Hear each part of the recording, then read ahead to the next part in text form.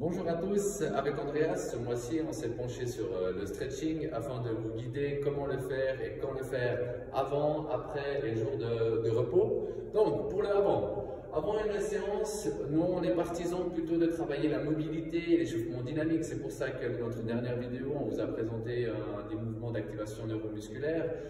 Et pourquoi? C'est que les étirements passifs, plus de 60 secondes, donc des étirements statiques, des études prouvent que ça réduirait la performance et augmenterait le risque de blessure. Donc à faire attention. Si vraiment vous adorez le stretching, puis ça vous aide à vous sentir mieux avant une séance, essayez de pratiquer pas plus de 30 secondes. Jusqu'à 30 secondes, les étirements passifs montrent qu'il n'y a pas plus de blessures ou de risques. Donc voilà, vous pouvez encore être dans cette marge, mais plus de 60 secondes, donc plus d'une minute, évitez vraiment. Ensuite, après une séance, donc qu'on fasse une petite base de physiologie pendant votre entraînement. L'objectif, c'est de créer des micro-fissures dans vos muscles pour créer une adaptation. Donc ces micro-fissures, si je prends mes doigts, ça vous écarte un petit peu, ça déchire un petit peu les fibres musculaires. Du coup, si vous tirez après un entraînement, c'est clair que vous allez augmenter ces micro-déchirures. Donc, on pense que ce n'est pas le plus efficace pour aider à la récupération.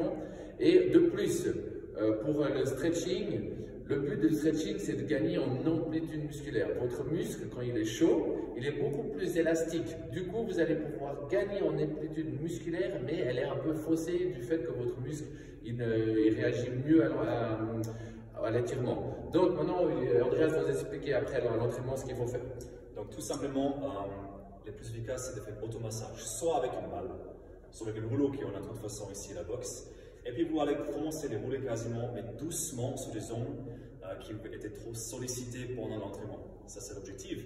Pas non plus des longues minutes, aussi assez courts, efficaces, mais doucement. Comme ça, vous allez vous sentir bien.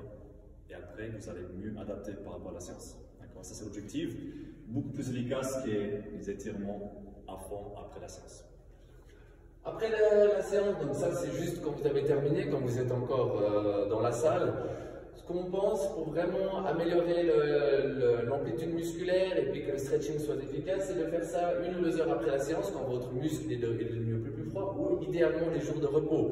On va vous montrer après des exercices que vous pouvez faire à la maison, comme ça vous n'avez pas d'excuses que vous ne pouvez pas venir vous entraîner ou voilà, puis vous n'allez pas passer votre temps ici, ce qu'on comprend. Donc, pour les étirements, ça, c'est aussi dans les études qui sont prouvées que les étirements de contracter, relâcher, étirer est beaucoup plus efficace que juste du statique long.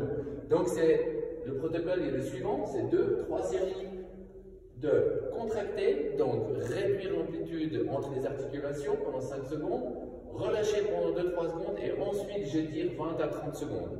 D'accord? Donc 2-3 séries, c'est environ 1 minute 30, un peu plus, 2 minutes par groupe musculaire. On va vous montrer 4 exercices, donc vous n'avez pas d'excuse que ça va prendre trop de temps et que vous ne pouvez pas le faire à la maison. Donc voilà, à vous de jouer, on vous montre les exercices et on est parti. Donc le voici pour les étirements à faire à la maison. Donc c'est très simple, 2 exercices pour le haut du corps, 2 exercices pour le bas du corps. On va imaginer que ce poteau c'est le montant d'une porte. Donc je vais me positionner entre la porte, donc entre les montants, angle droit, la main, l'avant-bras, le coude au contact du montant de la porte.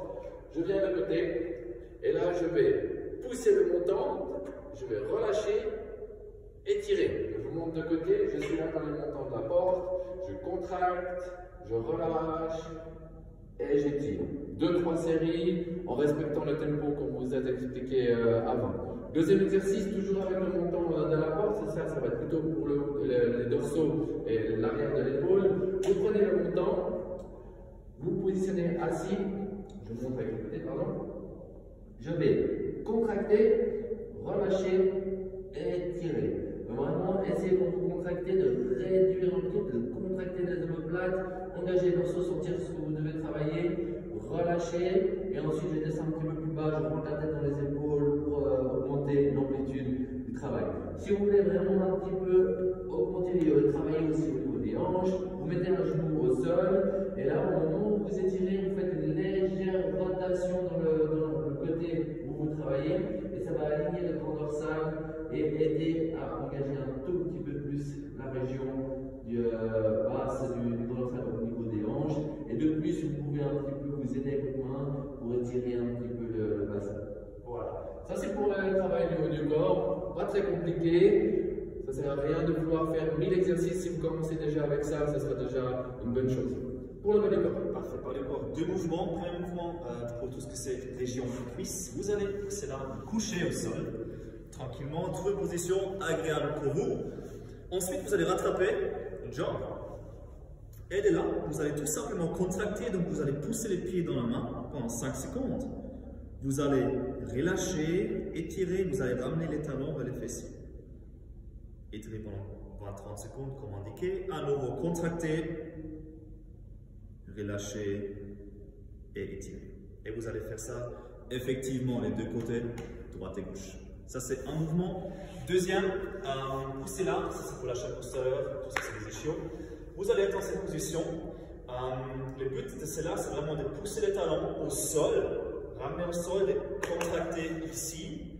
Vous allez lâcher, étirer, donc vous penchez en avant, buste vers l'avant. Si vous rendez ici au dos, c'est pas très grave, d'accord? Ça, c'est pas un problème, mais essayez de rester le plus droit possible pour justement être efficace ici aux ischios. Vous contractez, poussez, talon au sol, relâchez et vous allez étirer gentiment. D'accord? Parfait. Voilà, j'espère que ce sera utile. Essayez de le faire à la maison, c'est le mieux. Essayez de le faire 2-3 fois par semaine et vous verrez des résultats assez rapidement. C'est ça. Court, efficace et comme il faut. Voilà. À bientôt!